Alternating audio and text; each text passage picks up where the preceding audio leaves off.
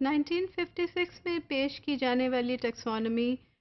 Doctor بلوم نے جو پیش کی اور جو انہی کے نام سے منسوب ہے، بلومز ٹیکسونومی کے تحت، اس کے نام کے تحت ہم اسے جانتے ہیں. اس نے ایک ایجوکیشنل جو لائف تھی اور جو دنیا تھی اور جو کلاس روم ایکٹیویٹیز تھی، ان میں ایک بہت زیادہ اہم ایک ڈائریکشن دی اور ٹیچرز کے لیے ایک بہت یوزفل ریسورس کے طور پہ ابھری. لیکن جیسے جیسے اس پر کام ہوتا گیا، ڈاکٹر بلوم کے اپنے ہی کچھ ہم اثر اور ان کے شاگرد نے ان پر مزید کام کرتے گئے اور اس میں سرٹن ریویژنز کی گئیں جو کہ ابھی بھی وقت کے ساتھ ساتھ جاری ہیں، بے شک ڈائریکٹلی کی جا رہی ہوں یا انڈائریکٹلی کی جا رہی ہوں. Researchers and scholars, teachers, educationists are making use of this terminology and this taxonomy all across the globe. اور اس میں ہر دن کے ساتھ نئی پیش رفت ہو رہی ہے. جو کچھ اہم پیش رفت ہوئی اس میں ڈاکٹر بلوم ہی کے ایک شاگرد لارن اینڈرسن نے ایک ریسرچ کی and he revisited the learning taxonomy in the mid-90s and made changes in the terminology,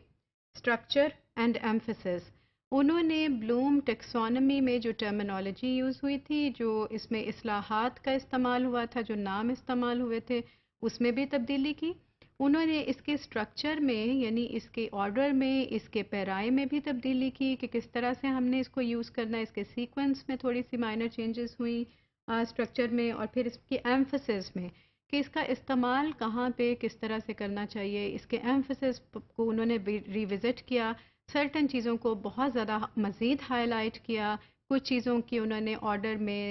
certain links establish کیے اور ان میں ریویژنس کرنا مناسب سمجھیں.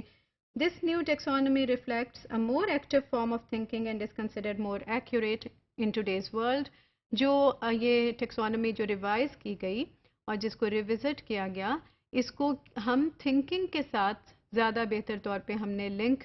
کرنا شروع کر دیا، اور یہ اس کے بارے میں ایک اوپینین یہ قائم ہوئی، اور ایک لوگوں نے جو پریکٹس کر کے دیکھا انہوں نے یہ سمجھا کہ یہ جو ٹیکسونومی اب ریوزٹڈ فارم میں آئی ہے، اس میں بہت سی ایسی ٹرمینالوجیز ہیں جن کا کہ ڈائریکٹ تھنکنگ کے ساتھ تعلق ہے، as an activity, some thing which is being done as an action. صرف ایسی طرح سے نہیں ہے کہ جو کہ ایک ناؤن کے طور پہ، ایک نام کے طور پہ ہمارے ذہن میں محفوظ رہتی ہے. اس میں بہت سے اور لوگوں نے بھی جیسے جیسے وقت گزرتا گیا اور کام کرتے گئے، اور 2001 کے عرصے میں اور جو 21ویں صدی کے جو پہلے چند سال تھے ان میں اس میں خاصی پیش رفت ہوئی، اور اس کی ٹرمینالوجیز میں اور ان کے سیکوینس میں جو چینجز آئیں اس کے تحت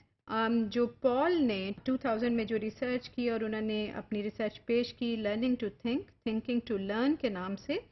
اس میں انہوں نے بلومز ٹیکسونومی میں آل ٹوگیدر جو چینجز کی، اس میں نہ صرف ٹرمینالوجی میں چینجز نظر آتی ہیں، اس کے اسٹرکچر میں چینجز نظر آتی ہیں، بلکہ اس کے سیکوینس میں بھی ہمیں چینج ہوتی ہوئی نظر آتی ہے. اور انہوں نے 1956 کا جو ماڈل تھا، جو اگر آپ دیکھیے کہ نالج سے شروع ہوتا تھا، اس کو انہوں نے ریممبرنگ یا ریممبر کے نام سے استوار کیا، منسلک کیا. کمپریہنشن کو انہوں نے چینج کیا انڈرسٹینڈ کے نام میں، اپلیکیشن کو اپلائی، انالیسس کو انالائز، سنتھسس کو انہوں نے یہ سمجھا کہ سنتھسس ایک ایسا ایک ایکشن ہے جس کو کہ ہمیں انتہائی آخر میں لے جانا چاہیے، اور ان کی نظر میں اور اس ریسرچ کے مطابق ایویلیویشن پہلے آتا ہے. تو ایویلیویٹ کو ہی براٹ اے اسٹیپ ڈاؤن، اور انہوں نے اس کو 5ویں نمبر پر لے آئے ہائرارکی میں، اس لیڈر پر یا اس رینک کے 5ویں رینک پر وہ لے کر آئے، اور پھر سب سے ہائیسٹ انہوں نے سنتھسس کو رکھا اور انہوں نے اس کا نام تبدیل کر کے کریٹ رکھ دیا. تو ان کا نقطہ نظر یہ تھا کہ ایویلیویشن،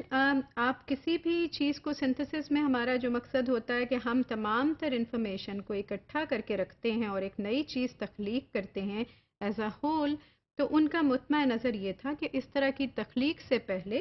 آپ ایویلیویشن کے پروسیجر سے گزر چکے ہوتے ہیں، تو گویا کہ ایویلیویشن کو پہلے آنا چاہیے. دوسرا انہوں نے جو تبدیلی کی وہ آپ دیکھیے کہ انہوں نے ناؤن کی بجائے سارے کے سارے الفاظ وہ استعمال کیے جو کہ لرنر، ٹیچر یا جو بھی اس پروسیس میں انوالوڈ ہے اس کے ایکٹیو